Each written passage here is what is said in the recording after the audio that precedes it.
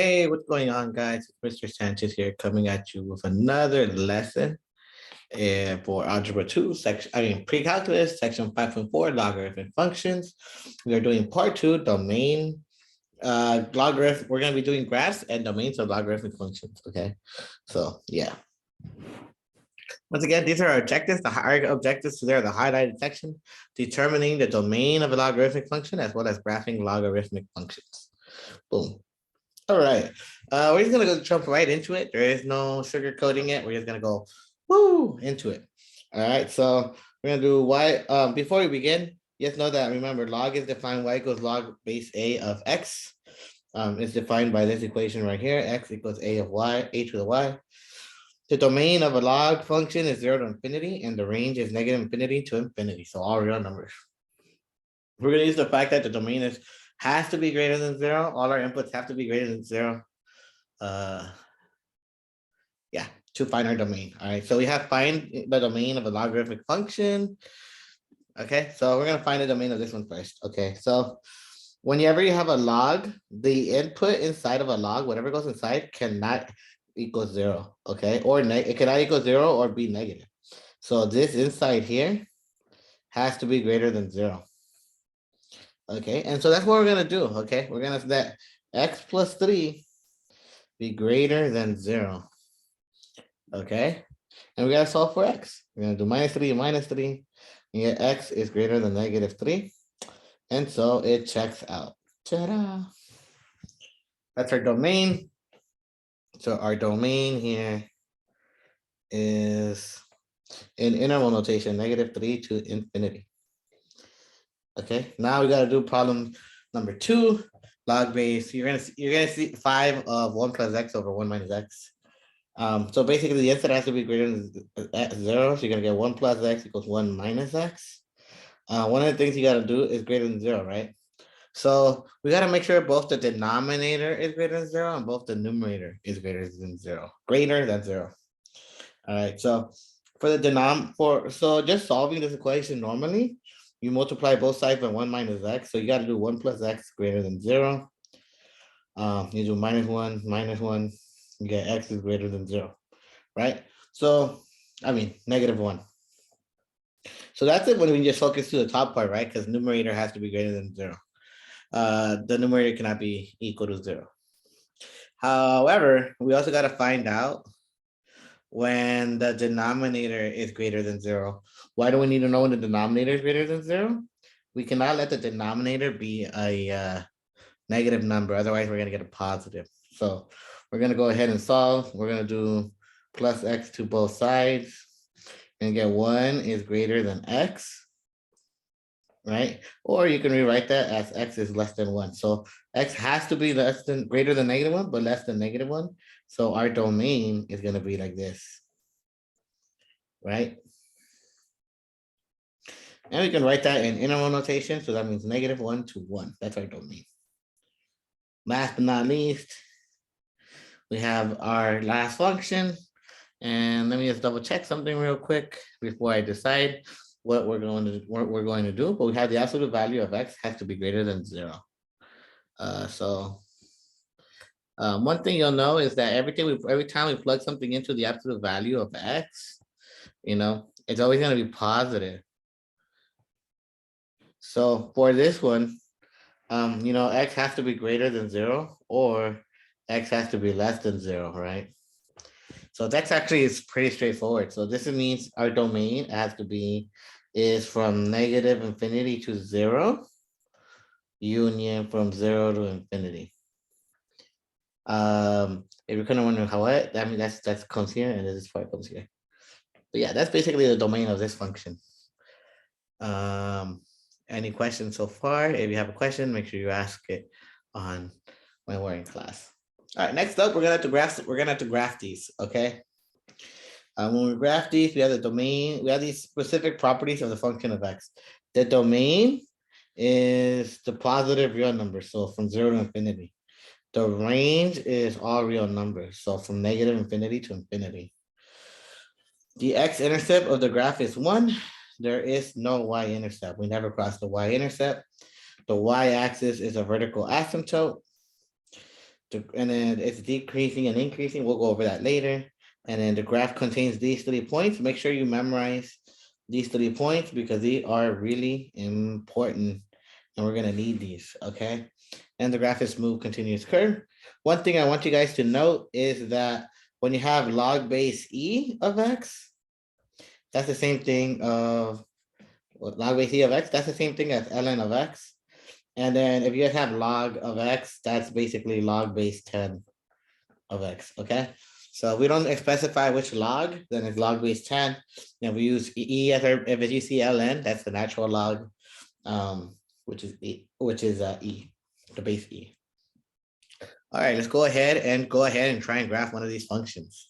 All right, so before we even begin, you're gonna see that this is ln of X. It says find the domain of the logarithmic function. We'll go ahead and start doing that. First, we just gotta worry about the inside. So X minus 2 has to be greater than 0, plus 2, plus 2. You're gonna get that the domain is X such that X is greater than 2. But if you wanted an interval notation, you're gonna go from 2 to infinity. Okay, it says graph F. So we're gonna graph this using some transformations. And one of the things that I want you guys to use, we're gonna use these 3 points here to help us graph, where A is our base. Okay, so we have 1, 0, A1, 1 over 8, comma, -1. Right, so right here, since we're using the natural log, we're gonna be graphing base E. So Y equals ln of X, right? So the points that are always on this graph are the following: 1, 0, and then 1 over E. Remember, E is approximately 2.718218. And then da. So it's basically 2.7, right? So 1 over that is going to be around 1/3. So we're going to put that right here and we're label that 1 over E. No, my bad. Yeah, 1 over E is comma -1. So around 1, so around 1/3, we're going to have -1 here. And then around 3, we're going to have +1. Ta-da. So you got E comma 1. That's our parent function. That's how we start the exponential function. Okay. That's how we graph logarithmics. And one thing I want you to know is that we have a vertical asymptote at y equals at x equals 0. So our VA is x equals 0. Okay. Next, we're gonna apply the transformation x minus 2. So now we're gonna do y equals ln of x minus 2. So what that means is we're gonna go to the right 2 spaces. Okay. So instead of 1, 0, we're now gonna be at 3, 0. 1, 2, 3, 0. Instead of being at 1 over E, we're gonna be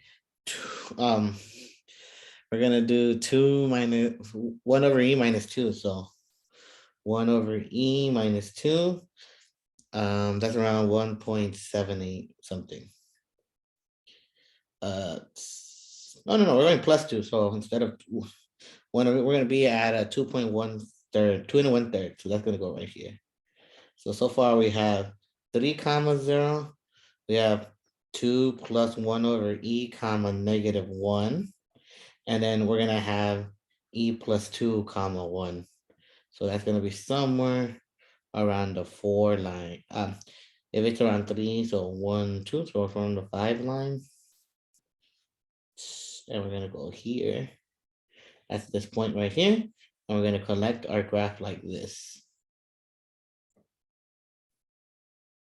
And you're gonna notice that our vertical asymptote moves to the right 2 spaces. Okay. Next up, we gotta do the last step, which is y equals negative ln of x minus 2. So all this means is we're gonna reflect across the y-axis, okay? I mean x-axis. So we're gonna have our horizontal asymptote here. And basically we're gonna switch our x values with our y values. With a net, no, our y values with our negative y values. Instead of having, we're gonna have the point net +1, comma, that's gonna be 1, comma, 2 plus 1 over E, comma, +1. We're still gonna have 0, comma 1, 3, comma 0. And then the last point we're gonna have is E plus 2, so around here. And then it's gonna be around -1. So this e plus 2 comma -1. And our graph is going to go like this. Ta-da.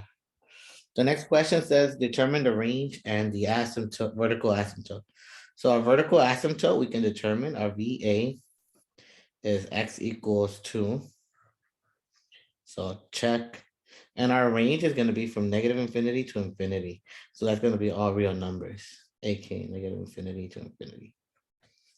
All right. So make sure you have all this written down. I do not have enough space in my next slide to do this. So I'm gonna clear this up and we're gonna go work on finding the inverse, okay? So let's erase all. And let's go ahead and find inverse of x. So just off the bat, we know we have here y equals -ln of x minus 2, right? We're gonna go ahead and switch our signs. We're gonna, to find the inverse, we're gonna get x equals -ln of y minus 2. And then we're gonna get our negative signs on the other side. We wanna get that logarithm by itself. So we're gonna multiply both sides by -1. We're gonna get negative x is equal to ln of y minus 2. Well, remember, this is log base e, so it's e to the negative x is going to equal to our y minus 2. And then after getting our y by itself, we're going to get y is equal to e to the negative x plus 2. This is our inverse function. All right, and e to the x goes, and we're just going to go ahead and graph this using our original points. We have 0, 1, 1 comma e to the x here, and 1 over e to the x. So this is our parent function. This is y equals e to the x. If you don't know how to graph that, we're gonna go ahead and then do +2. So we're gonna shift it up 2 spaces. Instead of starting at 0, 1, we're gonna start at 3, 0, 0, 3. And then at around E, we're gonna go to 4. And then around 1/3, we're gonna go to, we're gonna be right here. Somewhere there, right above the 2 line. And this graph is gonna go like this. All right, and you're gonna notice we have a horizontal asymptote at y equals 2. And then we have a negative. So that negative means that we're gonna reflect across the y-axis, right? So our graph is gonna stay the same, but instead of being increasing, we're gonna be decreasing. So this point goes here, this point is gonna go here, and this point is gonna go around here. Right, and then our graph is gonna go like this. Okay, and one thing you're gonna notice, our domain is from -infinity to infinity, and our range is from 2 to infinity, which was the opposite of what we had earlier. Okay, and that's basically it. That's how you graph them. It takes a while to practice these, so we're gonna be doing a couple of these in class together. Okay, let me go ahead and do the next problem together, and then we'll call it a day. Okay, so we have example number 7. Same thing, find the domain of the logarithmic function. X minus 1 has to be greater than 0. So x is greater than 1. Okay. It says graph f. So log base, so it doesn't have a base, so it's base 10. So we're gonna have 0, 1, we're gonna have 1 comma 0, 0, 1 over 10, 1 over 10 comma e, and then at we're gonna have our first number at 10 comma 1. So we need 2 spaces here. Right, and our graph is actually gonna go like this. And if I label the points, this is 1 comma 0, 1 over e comma negative, 1 over 10 comma -1, and this will be 10 comma 1. Right, we got to the right one. So now we got to do y equals log of x minus 10. So we're going to move to the right one. So we're going to be here, here, and then instead of 9, 10, 11, we're going to be there. And you're just going to draw your graph like this. right? In a horizontal, a vertical asymptote has moved up. And then we have the 3. Basically, you're going to multiply everything by 3, so the numbers are going to get bigger. That's a vertical stretch. We still have the vertical asymptote at 2. No, my bad, at 1. We still have the 0.01 at this point here. Instead of have 1, we're actually going to have -3. Instead of -1, we're going to go down to -3 here. And then 9, 10, 11. Instead of being at 1, 2, we're going to go at 3 now. So it's a vertical stretch. And this is what a graph would look like. And if I was to label the points, this is this is 10, 3, 2, 0. This is 1/10, -3. All right. All right. We're going to find the domain, the vertical asymptote. So the range is from -infinity to infinity. Our vertical asymptote is x equals 1. And then all we gotta do is find the inverse. Remember, this is our range. So our range is from 1 to infinity. Now we just gotta do our last graph. All right, we gotta find the inverse. I'm gonna clear the page. You're gonna pause it. So find the inverse. Remember, so we're gonna do y equal, well, we're switching. This is really y equals 3 log x minus 1. But what we like to do is we switch the x with the y. So we have x equals 3 log y minus 1. However, we're going to divide both sides by 3. So you have x over 3 equal to log of y minus 1. So that means we have 10 to the power of x over 3 equal to y minus 10, which means y equals 10 to the 1 over 3x plus 1. Okay. I don't like doing these 1/3s, but it's okay. The range, I'm just gonna give you the domain. The domain here is all real numbers from -infinity to infinity. And our range here is from 1 to infinity. Okay. So I'm actually gonna go ahead and just graph this all in one step. Okay, so actually, no, I'll give you all the steps. So we start 0, 1, 1, 10, and -1, 1/10. So this is the base function, right? And when we do this, all you gotta do is plus 1. So you're gonna move everything up 1.